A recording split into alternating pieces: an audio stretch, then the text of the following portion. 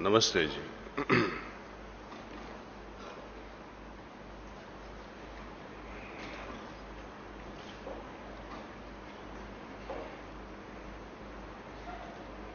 वैसे तो ये भंडारे का अंत कभी नहीं हो सकता। इसका जो माहौल है उसको साथ में ले जाना है। इसे 10 साल के बाद, 20 साल के बाद हम जब सोचेंगे हमने उस भंडारे में क्या महसूस किया, तो हमें विश्वास के साथ वो हालत को फिर से बुला लेने की एटलीस्ट इच्छा तो जागृत करनी पड़ेगी इसे। और ये हालत को पहचानने के लिए आप जाने के पहले खुद कहीं पे कोना पसंद करके बैठ जाइए, सोचिए क्या मिला है, क्या खोया है, क्या पाया है इसे, और किस चीज को हम अपनाएं जिसकी वजह से पूरा जिंदगी उसको हम याद कर सकें इसे, कृतज्ञता से कि हमने ये पाया। हम सोचते हैं कि इतने भंडारे मिशन में है, आते हैं जाते हैं, हम सब भंडारे में तो पार्टिसिपेट नहीं कर पाते हैं, ठीक है, लेकिन हमारी ओर से मन की तैयारी तो होनी ही चाहिए इसे। कोई भी बंदा आज हमें पूछे आप 2018 में बसंत में जाओगे, हम तो हाँ ही कहते हैं। 2025 में 24 जुलाई को आप आओगे, हम तो अभी भी हाँ ही कहेंगे इसे। लास्ट मिनट पे हम जब नहीं जा सके तो कैंसिल कर दो, लेकिन हमारी पूरी तैयारी होनी है कि हम जाएंगे ही। यदि पहले से ही हमने मना कर दिया कि 2016 में बसंत पंचमी या लालाजी महाराज के जन्मदिन पे हम नहीं जाएंगे, आपने तो पहले से ही मना कर दिया, आप जाओगे कैसे?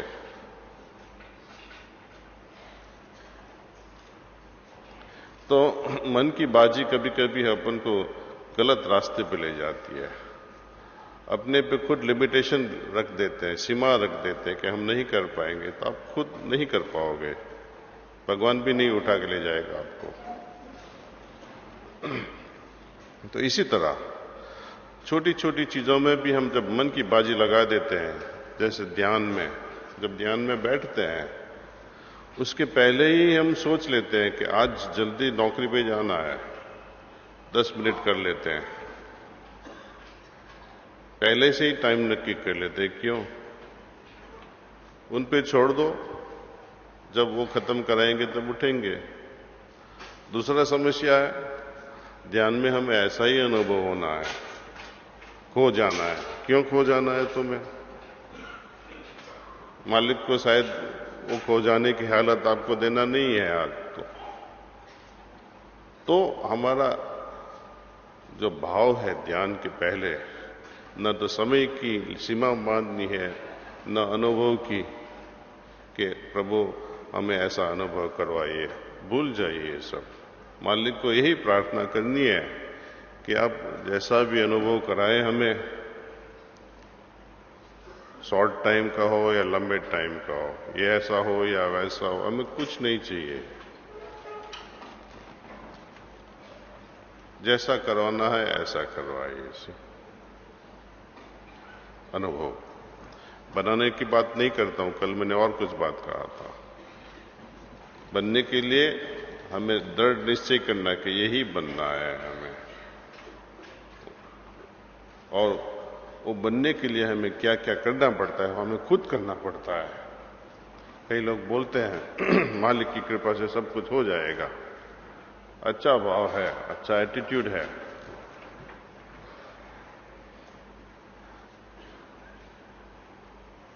लेकिन इसमें बहुत कमियां हैं। जब हम हमारी जिम्मेदारी उन पर छोड़ देते हैं सिलेक्टिवली, तब कुछ नहीं बनता है। दिल से हम छोड़ देते हैं कि प्रभु अब आप ही संभालो, तो कुछ बात बनती है। लेकिन हम जब जिंदगी से तौबा तौबा हो जाते हैं, हार जाते हैं, बाद में कहते हैं मालिक आप संभालो, नहीं होएगा। सो कैसे मालिक को अप्रोच करना है, तो बहुत सिंपल चीज है, सब कुछ के लिए उनको सौंप दो, सब कुछ के लिए। तो इसके लिए प्रार्थना से सौंपना पड़ेगा, हार से नहीं। जब सरेंडर करते हैं, समर्पण करते हैं लोग, जैसे युद्ध में समर्पण कर दिया, हार गए लोग, बंदी बन गए। लेकिन आध्यात्मिकता में हमें खुद अपने आप को बड़े चैन से डूबने की प्रार्थना करते हैं, उनमें हार जाने की प्रार्थना करते हैं कि आप मालिक हमें जीत लो। उसी में ही हमारी खुशी है, इसमें न हारना न जीतना, जो है सो है।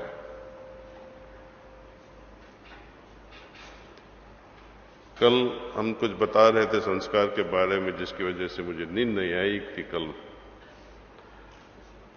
तो बार बार यही ख्याल आता रहता है कि ये इच्छा ही बड़ी चीज है जो हमें रोक के रखती है। जैसे पतंग का उड़ना चाहता है पड़े, लेकिन एक धागा रह जाता है उसका, वो भी काट डालो, उसको छोड़ने दो,